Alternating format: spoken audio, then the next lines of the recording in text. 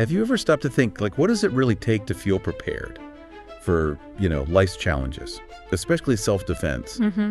And how some really old wisdom might actually connect to being strong today, both physically and mentally? It's a great question. Well, today we're doing a deep dive into exactly that, looking at Kung Fu Sansu. It's this pretty amazing martial art that was developed over centuries. Many centuries, yeah. Our mission here is basically to unpack its history, which is quite unique, get into the details of what makes it work, and also touch on its surprisingly deep philosophy. And we're pulling all this straight from the sources provided, descriptions, history, and some really useful insights from a modern teacher. Exactly. Yeah. We want to give you a really clear picture of what Kung Fu Sansu is and maybe why it still matters. Right. So let's start right at the beginning. The sources talk about these ancient roots, and one thing that jumped out was its specific name, Soi Li Ho Foot.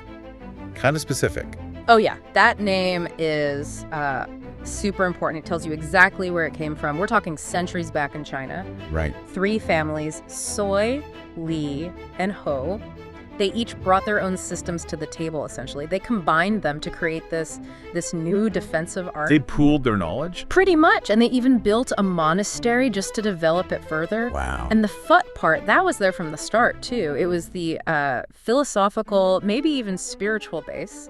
It references Buddha. So it wasn't just about fighting techniques from day one. Not at all. It was holistic, really, right from its inception, which tells you a lot about its depth. Okay, so what does that mean for how the system works? Is it fixed or? Oh, definitely not fixed. It evolved. Like, the Hung family was added later on. Okay. They brought in elements to increase power, focus more on physical conditioning, dynamics.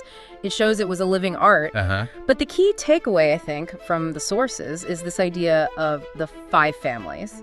Soi, Li, Ho, Foot, and Hung. Right, the 5. And each one has its own concepts, its own focus. But, and this is crucial, the sources say they cannot be separated without compromising the integrity of the entire system. So they have to work together. Exactly. They mesh together to create this, effective and really versatile system for self-defense. Okay, that history is fascinating, sets the stage. Yeah. But I think understanding what each family actually contributes, that's where Sansu really comes alive, right? Absolutely. It's not just random techniques. Like you said earlier, it's like looking at self-defense through 5 different but connected lenses. Yeah. And each one handles a vital part of a potential conflict. It's that combination, that dynamic that makes it so powerful. Okay, let's break them down then. Where do we start? Let's start with Soiga. This is the striking family. Striking. Okay. Think punches, open hand chops to elbows, kicks, knees, all the direct impact stuff. The source mentions powerful or hard blows designed to injure the opponent through the force of impact. Pretty straightforward power. Right, direct force. But then you mentioned Liga, which is about leverage. That sounds different, almost opposite. Well, they work together. Liga is fascinating. It's not about muscle versus muscle. It's smarter than that. How so? It's about manipulating your opponent's balance, essentially knocking them off their center, or even replacing their center of balance with yours, if that makes sense. Kind of redirecting their energy. Exactly. The source talks about using your line of strength against your opponent's line of weakness. Think about moving something heavy. You don't just push head on, you find the leverage point. Okay, yeah. So this covers things like throws, joint locks, takedowns, and the really cool thing. It means size isn't everything. A smaller person can defend against someone bigger using Liga principles. Physics, basically. That's huge. It really does level the playing field. Okay, so striking, leverage. Yeah. Then Hanga. This one's about accuracy, targeting vulnerable spots. Precision, exactly. Hanga is all about efficiency. Maximum effect, minimum effort. How does that work?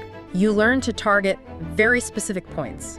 Pressure points, nerve clusters, certain muscles, even internal organs. Vulnerable locations on the human body. Ooh. Sounds intense. Well, the idea is to disable the opponent quickly and with the least amount of strength and effort used as possible. Surgical precision. So Soi is the power blow. Ho is knowing exactly where to land it for the most impact. You got it. Less brute force needed if your targeting is perfect. Makes total sense. Okay, Soi, Li, Ho. The physical stuff seems covered. But then there's Futga. The philosophical base. This feels like a major shift. It is, and it's fundamental. Futga deals with the mind. The source calls it the relationship of the mind in unity with the body. Oh, and body connection. Right. But it's also about building real confidence, a specific kind of confidence, an offensive, deliberate, and assertive attitude. Offensive? How so? Not necessarily meaning you attack first physically. It's more about projecting confidence so strongly that you might end the conflict verbally before it even gets physical. De-escalation through presence. Exactly. The source calls that true victory in conflict. And that kind of confidence, it says, doesn't just appear. It comes from proven performance, from training consistently, knowing you can handle yourself. So it's a psychological strength built on physical competence. Perfectly put. You're so sure of your skills you might not need them. Wow. Okay, and the last one, Hanga. Hanga ties a lot of the physical power together. It emphasizes dynamic power through proper body motion. Dynamic motion, like... Think using your whole body. Rotation, shifting your weight effectively, pivoting, even sort of flailing motions, but controlled ones to generate power. It's about harnessing momentum. Got it. Using the whole machine. Yeah. Yeah. And Hanga also heavily involves physical conditioning. There are specific exercise forms to boost flexibility, circulation, overall fitness, plus things like dynamic tension to build functional strength. So it's the engine in the maintenance plan. Kind of, yeah. It Right. builds the physical capacity to execute everything else powerfully and effectively. Okay, so putting it all together, Yeah. you're learning striking, yes, but also how to think strategically, how to use leverage smartly, target precisely, move dynamically, and develop this deep mental confidence. It's incredibly comprehensive. It really is a true holistic system. Physical skill, mental discipline, strategic thinking, all woven together. So this all sounds amazing, steeped in history, but how does something like this survive? Right. How is it practiced now? Our sources mention a modern teacher, Sifu Marty Reader. Yes, Sifu reader. And Sifu, just for context, is a term of respect, meaning teacher or master in Chinese martial arts. Right, thanks. So Marty Reader gives us a great window into contemporary Sansu. He actually wrote a book, Sifu Reader's Big Book of Sansu Stuff, Kung Fu Sansu, Lineage and Philosophy. Okay. And the story behind the book is pretty powerful itself. He mentions writing it during my battle with stage 3 colon cancer. Whoa. Mhm. Yeah. He was inspired by Bruce Lee, who also wrote when he was laid up with an injury. Reader sees it as reflecting the training, that warrior's attitude. That's incredible. Talk about resilience. It really speaks to the mental fortitude aspect we just discussed. Absolutely. It shows it's not just theory. So what's in his book? How does he connect the old art to today? Well, the book acts as both a training manual and a history of Sansu, but specifically from his viewpoint as a second-generation master. Second generation meaning? Meaning he learned directly from someone who learned from the Grandmaster. In this case, he trained under Master Ted Sias. Okay. And Master Sias learned directly from Jimmy H. Wu, who's widely credited with bringing Sansu to the U.S. So there's a clear lineage there. Got it. A direct connection back. Right. And Reader didn't stop with the one book. There's a companion manual for forms, Sifu Reader's Groovy Book of Sansu Forms. Groovy, okay. Yeah. And also a video tutorial database. It's got ongoing studies available through the Patreon app. Ah, using modern platforms. Exactly. It's called Kung Fu for Health and Self-Defense. Right. Patreon, is that platform where creators can offer content to subscribers. So it's accessible. It's not just locked away in history books or hidden dojos. Precisely. He's making it available. His school, Reader's Kung Fu School, LLC, actually has physical locations, too.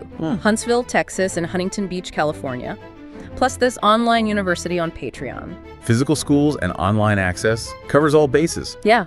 And the goal they state on their site really sums it all up nicely. It ties back to everything. That's that? Their aim is to upgrade your health, vitality, and self-defense skills for all of life's daily battles and challenges. Daily battles and challenges. So it's broader than just fighting. Much broader. It connects that physical training, the confidence, the strategic mind, the mind-body unity from Futga, applying all of it to everyday life.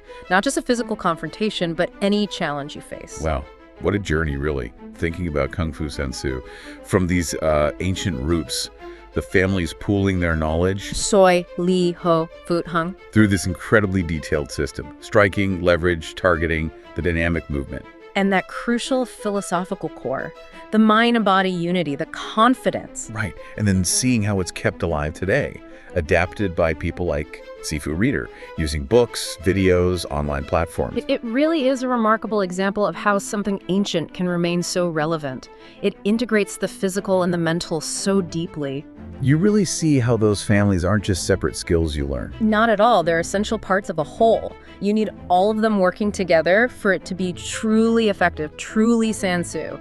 It's holistic, not just for self-defense, but for, well, personal development. Mastering yourself, like you said. Yeah, that feels like the ultimate goal.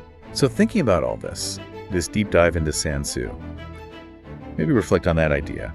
This concept of distinct parts, these families that are interconnected and have to work together to create something powerful and whole. How might that apply beyond martial arts? Think about, I don't know, solving complex problems, or how teams work best, or even just how you approach your own growth. Something to chew on.